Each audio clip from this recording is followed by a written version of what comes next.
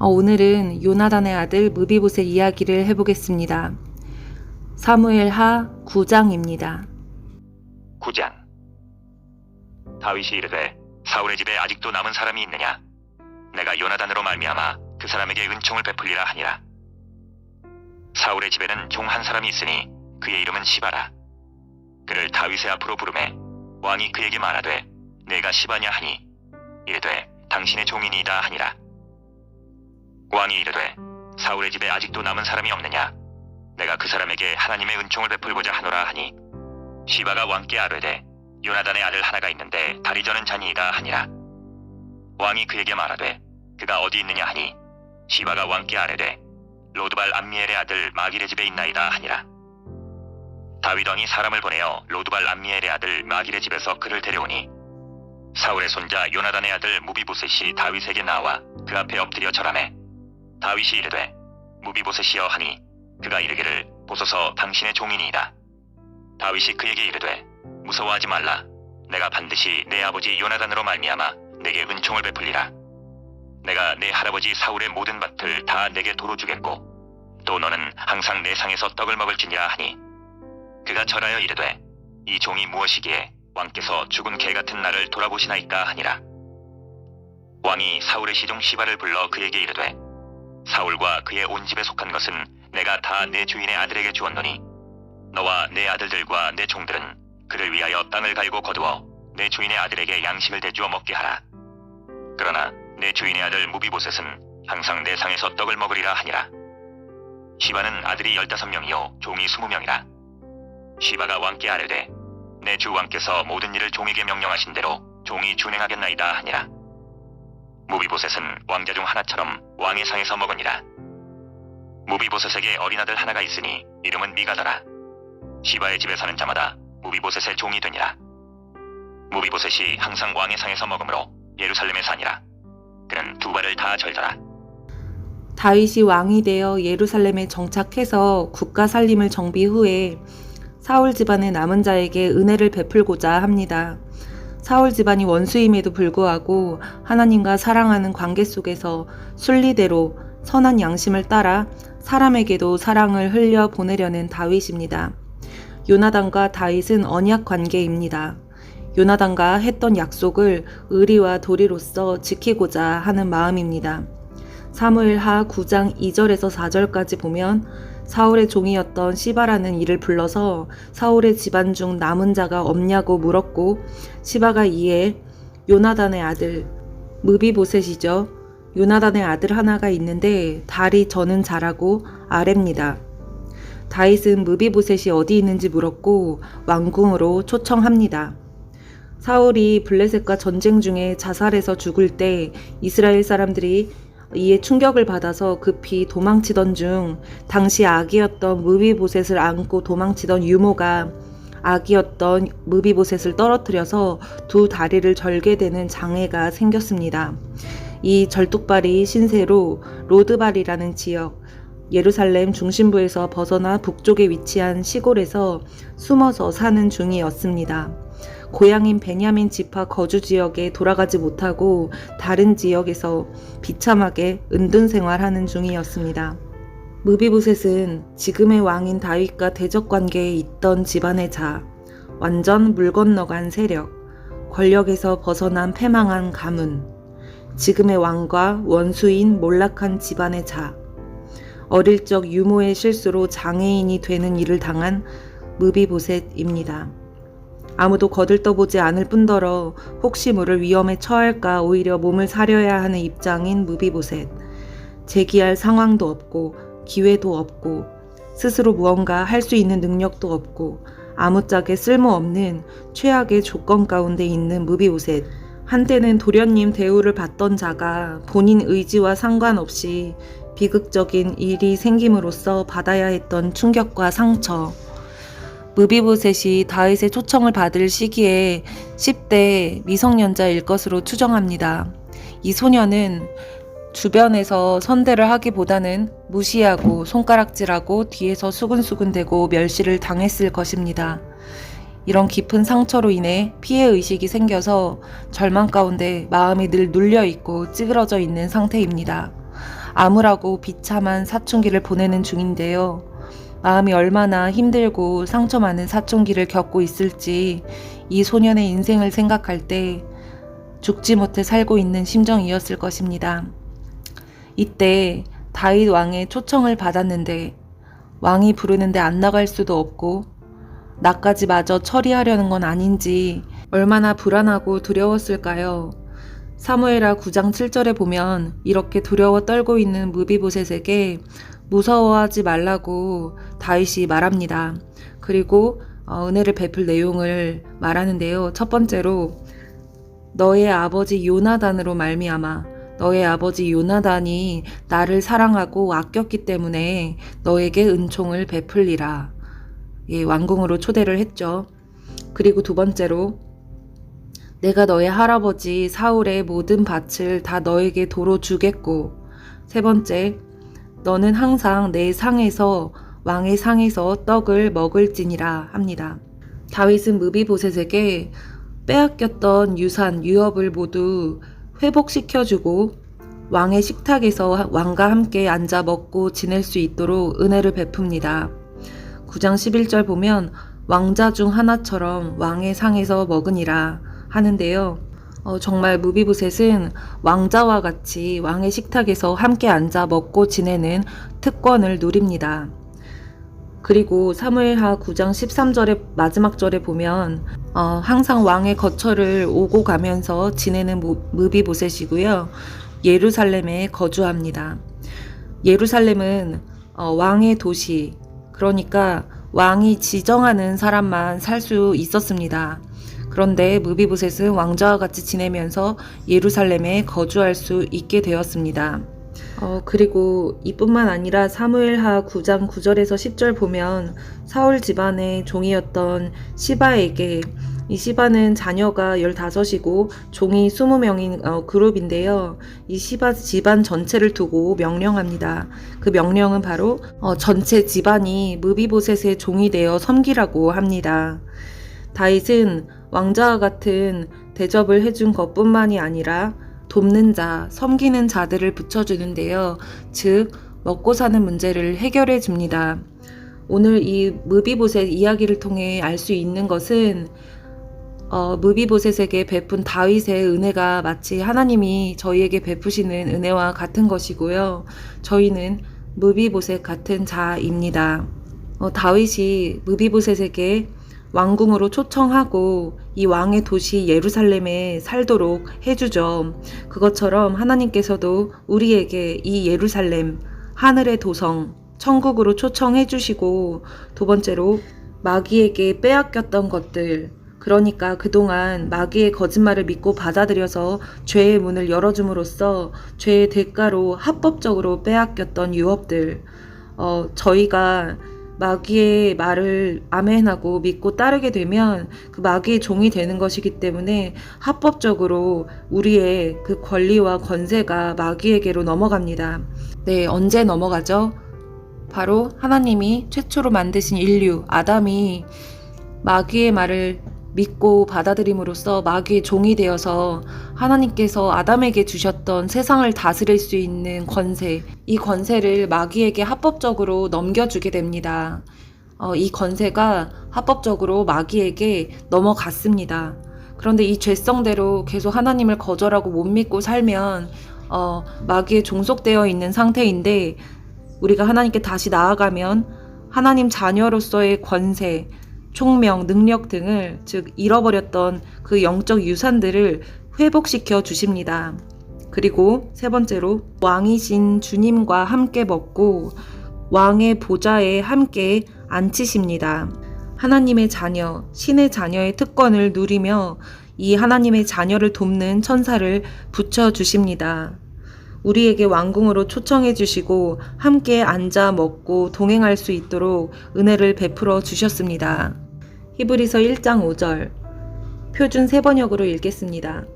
하나님께서 천사들 가운데서 누구에게 너는 내 아들이다, 내가 오늘 너를 낳았다 하고 말씀하신 적이 있습니까? 또 나는 그의 아버지가 되고 그는 내 아들이 될 것이다 하고 말씀하신 적이 있습니까? 라고 나옵니다. 하나님께서 천사들을 아들로 생각하지 않으신다는 거예요. 아들로 만들지 않으셨다는 겁니다. 내가 오늘 너를 낳았다. 너는 내 아들이다. 라고 말한 적 없다고 말씀하십니다. 그리고 요한복음 1장 12절 영접하는 자, 곧 그 이름을 믿는 자들에게는 하나님의 자녀가 되는 권세를 주셨으니 예수님을 믿는 사람들에게는 하나님의 자녀가 되는 특권을 주셨습니다. 히브리서 1장 5절에 천사에게 내가 언제 너희에게 아들이라고 말한 적이 있느냐? 내가 너를 낳았다고 말한 적이 있느냐? 나는 너에게 아버지가 되고 너는 내 아들이 되리라 말한 적이 있느냐? 그렇게 말한 적 없다라고 말씀을 하시죠. 그럼 이 말씀은 누구에게 하신 건가요?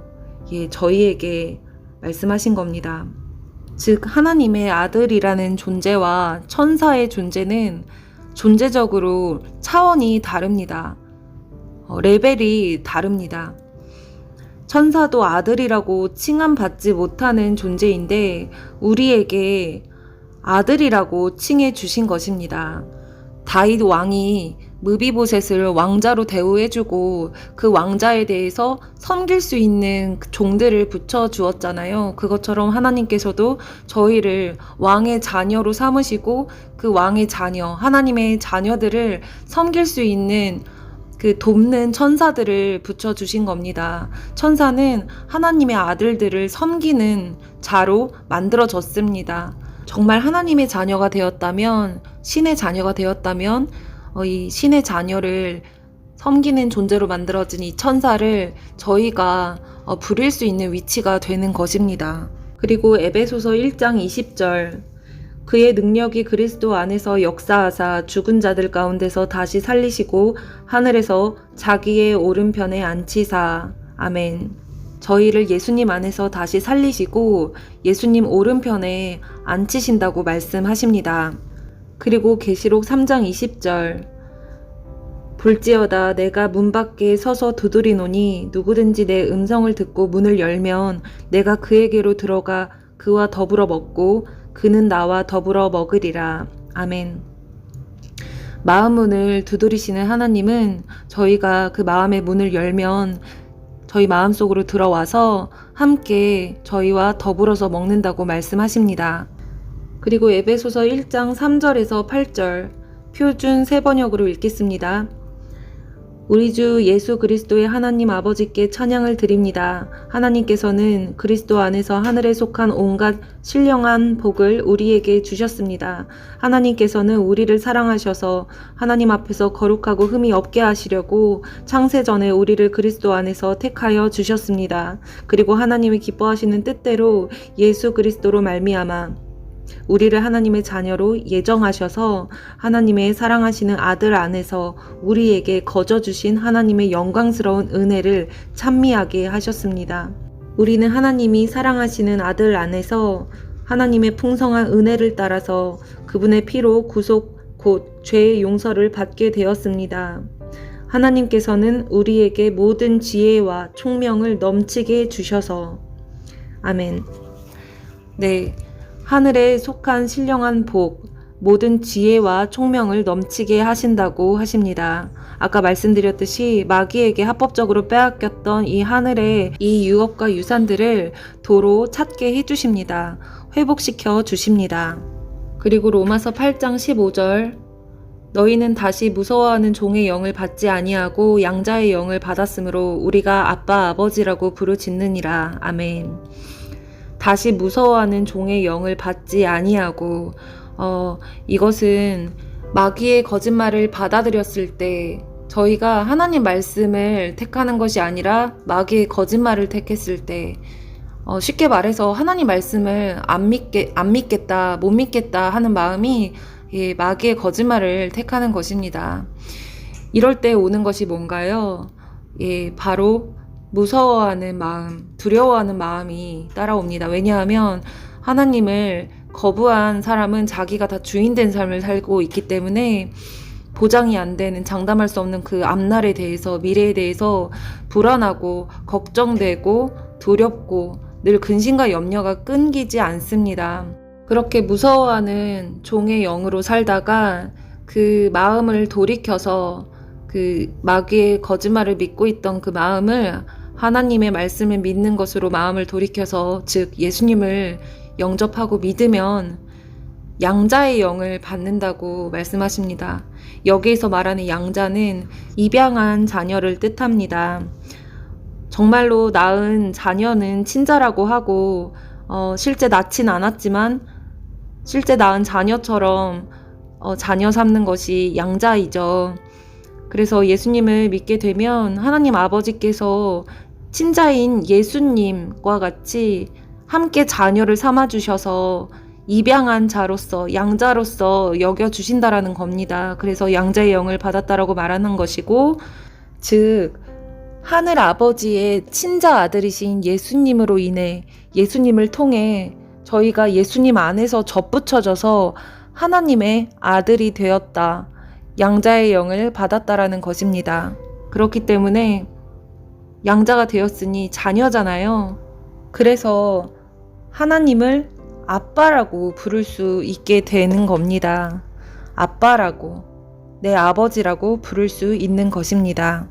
갈라디아서 4장 6절도 같은 내용입니다. 너희가 아들임으로 하나님이 그 아들의 영을 우리 마음 가운데 보내사 아빠 아버지라 부르게 하셨느니라. 아멘.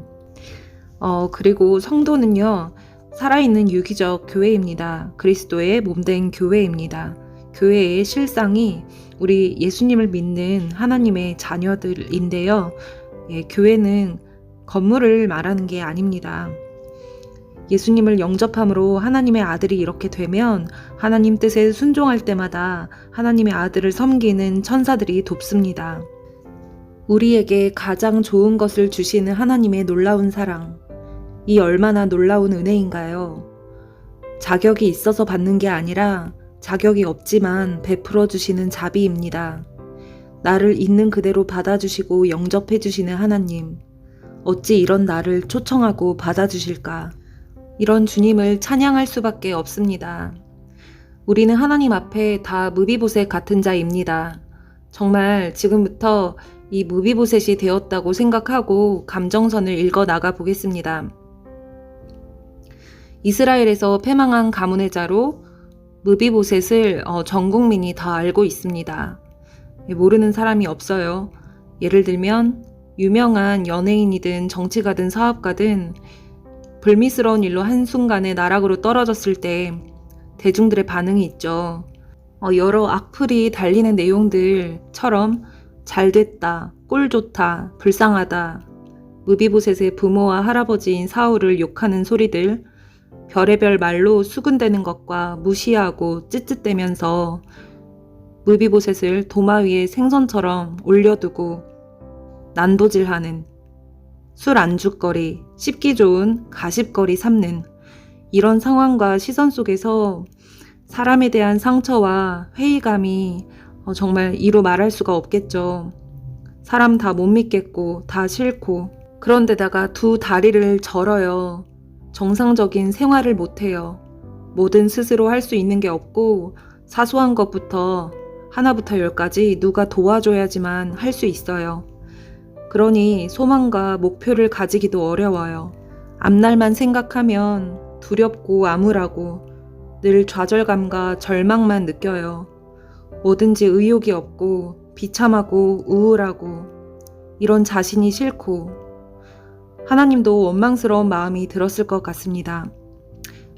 왜 사는지 모르겠고 죽고 싶은데 죽을 용기도 없고 죽지 못해 살고 있는데 갑자기 뜬금없이 누가 나타났는데 이 나라 왕인 거예요. 원수 집안의 나를 죽이려고 하나? 별 생각이 다 들면서 무서워서 떨고 있는데 왕이 무서워하지 말라고, 내가 너 살려줄 건데 빼앗긴 유산 다 찾아줄 거고 왕의 상에서 왕자처럼 함께 먹고 살게 해주겠다고 말을 하는 거예요. 지금 이 장면을 상상해 보시기를 바랍니다. 마치 곧 죽을 새끼 강아지처럼 벌벌 떨고 있는데 왕이란 사람이 뜬금없이 나타나 살려주는 것도 모자라서 한순간에 왕자의 특권을 주는 거예요. 이해할 수 없는 신기하고 감격스러운 이 상황에서 무비보셋이 뭐라고 합니까? 어찌 이 죽은 개 같은 자에게 자기를 개라고, 그것도 죽은 개라고 표현합니다. 자신을 죽은 개 같은 자라고 인식하고 있습니다. 죽은 개 같은 내가 무엇이간데, 도대체 이 죽은 개 같은 내가 무엇이간데 이렇게 말도 안 되는 큰 은혜를 베풀어 주십니까? 하는 거예요. 저 같으면 이 상황에서 하염없이 눈물만 흘렸을 것 같습니다. 성경에는 안 나와 있지만 이때 무비보셋도 많이 울지 않았을까 상상해 봅니다.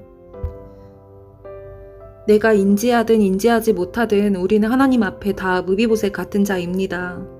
마귀의 종으로 무거운 짐을 지고서 마음은 항상 무서워하는 종으로 두려움의 연속인 힘든 삶을 살고 있고, 이런 지옥의 예표인 삶을 살다가 진짜 실제 지옥으로 떨어지는 상황, 이게 진짜 내가 처한 상황입니다.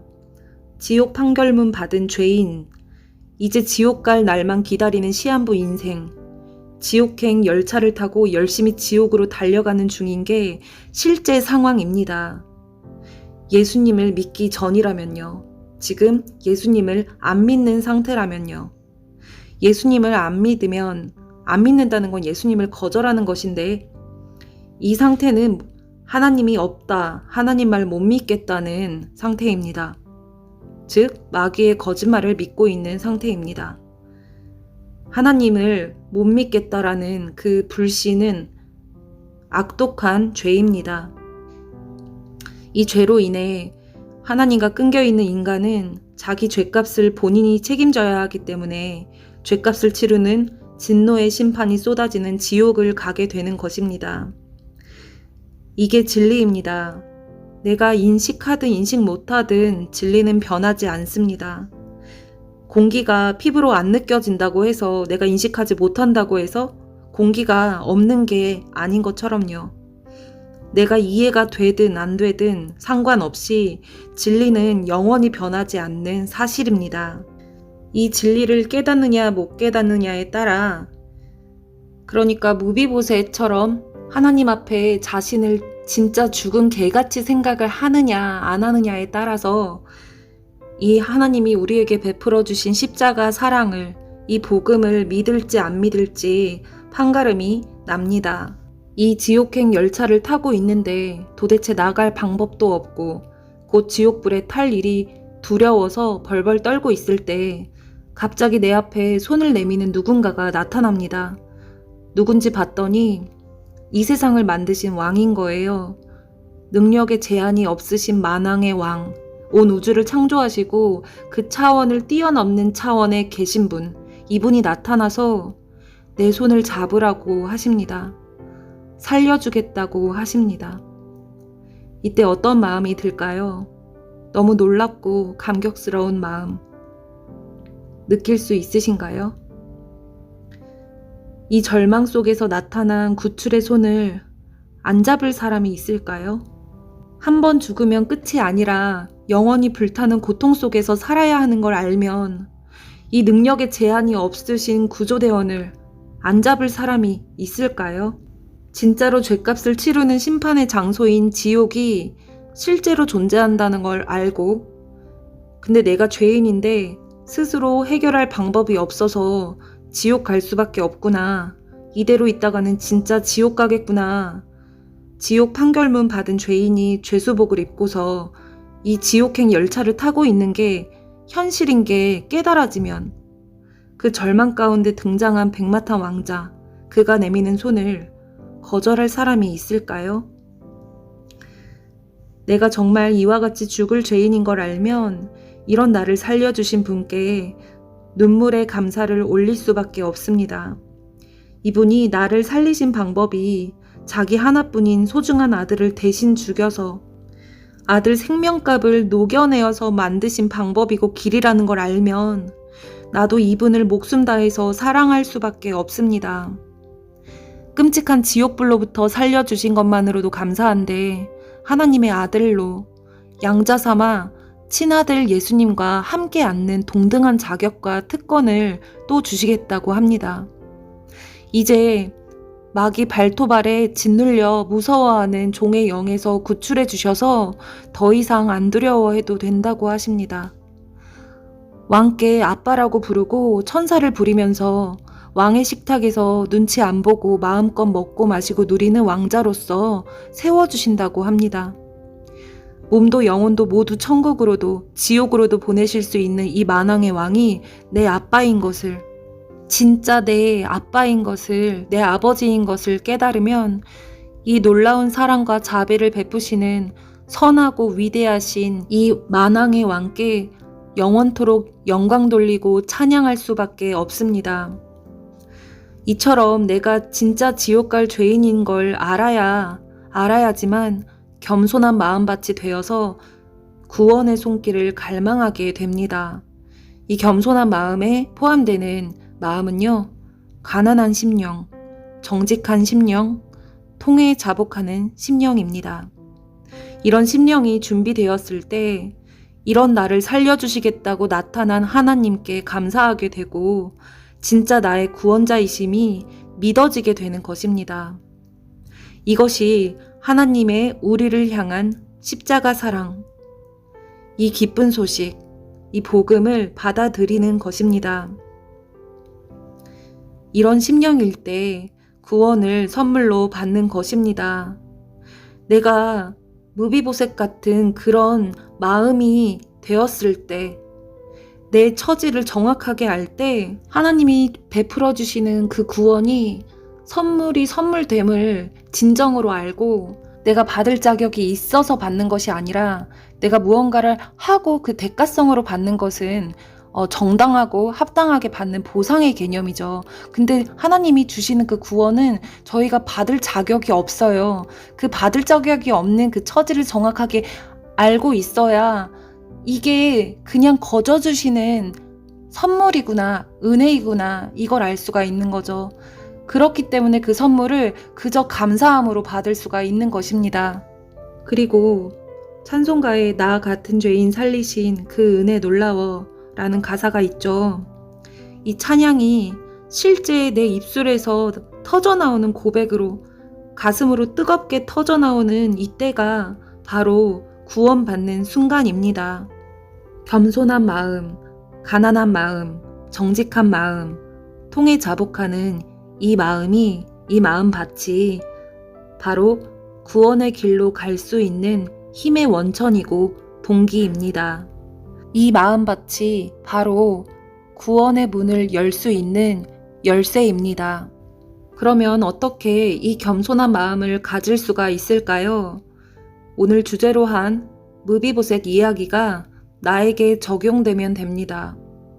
머리로 이해하는 차원이 아니라 정말 쓸데없고 비참한 죄인으로서 지옥 가기 마땅한 죽을 자를 살리신 왕을 바라볼 때 그 크신 은혜에 몸둘 바를 모르는 감사가 터지는 게 가슴으로 느껴져야 합니다. 한마디로 실제 내 영적 상황과 처지를 분명히 깨달아야 합니다. 세상 말로 주제 파악해라 이런 말이 있죠. 그리고 소크라테스가 너 자신을 알라라고 말을 했습니다. 그런 것처럼 하나님 앞에 저희가 이 진리 앞에서 내가 어떤 존재이고 어떤 실정에 놓여 있는지, 나의 실제적 존재가 내 영이잖아요. 그러니까 내 영이 지금 어떤 상황인지, 어떤 실제 상황을 겪고 있는지 먼저 파악하는 것이 중요합니다. 이 주제가 파악이 되어야 이런 나를 살리신, 이런 나 때문에 대신 죽어주셨다니, 대신 죽어주심으로 나를 다시 살리셨다니, 이런 감격의 감사를 드릴 수 있는 것입니다. 이 주제 파악이 안 되면 십자가에 죽어주신 예수님의 사랑이 크게 다가오지 않습니다. 이 무비보셋 같은 그런 마음이 아니면 별로 감흥이 없습니다. 감정이 메마른 상태, 몸이 건조하게 되어집니다. 이런 식으로 반응이 나올 수 있습니다. 예를 들면 내가 무슨 대역죄인이라고? 지옥까지 가? 내가 죽을 죄인이라서 나 대신 죽으셨다고? 굳이? 아니 죽기까지 해야 돼? 내가 언제 죽어달랬어? 목숨 내놓고 살려놨으니 이제 나더러 자기만 목숨 다해 사랑하라고? 자기만 사랑해야지 다른 거 사랑하면 다 죄고 다 지옥 보낸다고? 너무 독선적이고 일방적인 거 아니야? 왜 강요하지? 죽을 만큼 사랑한다고? 나를? 왜지? 부담스럽네. 네, 제가 좀 극단적으로 예를 들었지만 분명한 것은 내가 죄인인 것까지는 알아도 일상에서 짓는 자범죄들 정도만 떠올리면서 뭐 죄인인 것까지는 알겠는데 뭐 그렇게 죽을 죄인인 것까지는 잘 모르겠다. 나한테 뭐 쓰레기 같은 죄인, 벌레 같은 죄인 이런 소리 들으면 왠지 기분이 나쁘고 뭐 그렇게까지 혐오스러운 표현을 나에게 쓰나? 내가 뭐 그렇게까지 나쁜 사람인가? 이렇게 잘 이해가 되어지지 않는 경우가 있잖아요. 이렇게 자신이 죄인이라는 걸 인지하는 상태가 굉장히 부드럽게 소프트하게만 알고 내가 정말 100번 1000번 지옥 가기 합당한 쓰레기 같은 벌레 같은 죄인인 걸 모른다면 위에 예시든 것과 비슷한 맥락의 의문점들이 마음 안에서 피어오를 수 있습니다. 내가 죽을 죄인인 걸 모르면 예수님이 왜 죽어주셨는지 이해가 잘 되지 않습니다. 믿어지지 않습니다. 내가 죽을 죄인이라는 실체를, 내 주제 파악을 하는 것이 십자가 사랑을 깨닫고 이 기쁜 소식을, 이 복음을 마음으로 받아들이는 첫 단추입니다. 이 복음을 마음으로 받아들여 믿게 되는 계기는 바로 내가 죽을 죄인인 걸 깨닫는 것부터 시작됩니다. 이 부분이 잘 안 되면 무늬만 기독교인인 종교생활만 하게 됩니다. 겉보기에는 굉장히 독실한 크리스천처럼 보일 수는 있어도 실제로는 하나님과 관계없는 구원과 상관없는 사람인 겁니다. 혹시 이 부분에 결여를 느끼시는 분들은 지금 바로 하나님께 엎드려서 간구하셔야 합니다. 이 복음의 본질에 대해서 내용이 많다 보니 1, 2부로 나눠서 영상을 올리도록 하겠습니다. 감사합니다.